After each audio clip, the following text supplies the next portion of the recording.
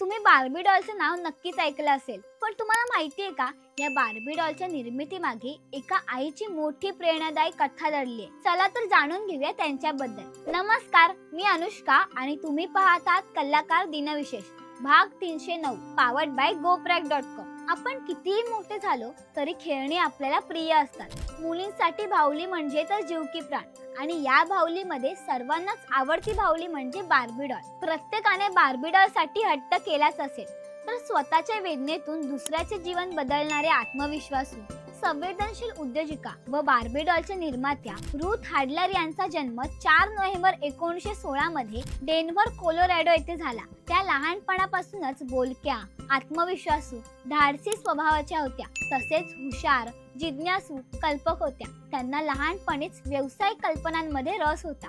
त्या प्रत्येक गोष्टीचे योग्य निरीक्षण करत. आर्थिक अडचणीमुळे त्यांनी काम करून आपले शिक्षण पूर्ण केले.